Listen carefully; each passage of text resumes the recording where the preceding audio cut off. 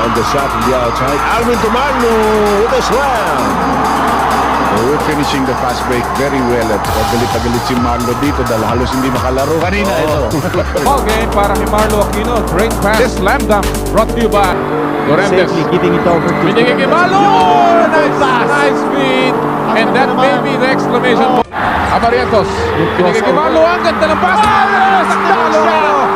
Galit na galit. Nakikita mo na. That was a great play. And he's on. Sa kanyang favorite recipient na si Marlo Aquino for the slam. From the skyscraper. Yan ang sinasabi ko, Royce. He's played by 9, time remaining 14:34. Marlo Aquino, good turnaround, nice tip, good. Almost didn't recognize him. Aquino, oh what a big challenge. Amazing. Marlo Aquino trying to take it strong. He gets away. Jojo. Marlo from the free throw line. Finally, after giving up, Marlo Aquino.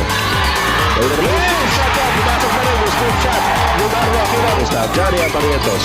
Sa ilalim kay Alvin. Masikip. Nice. Marlo Aquino reverse layup. Marlo Aquino now with 6 points in the game. Ito yung nakamagandang umpisan ni Marlo. That's right. Sa second half na tumiting agad. That's right. After missing the first. Johnny, hinahabol ng Fanbin. Now against Lulutong. Pinanap kay Marlo. Marlo goes up. We have time. Just a 6-point lead now by China. 1:27 remaining. Problema na nila yun. problema nila yun. Samantala si Marlo Aquino. Keyhole jumper. Patay na naman. And Marlo Aquino having a field day here. Big fellow, pero mabilis ang balik. Watching the McDonald's Lowell's Puruta missile. Ito mga hahabulin ni Marlo. Nobody can box. Marlo Aquino, masampasa ni Marlo. Huling-huli ka. Block number 1. Ito pa isa. Ito, block number 2. Coming from Marlo. Yun naman.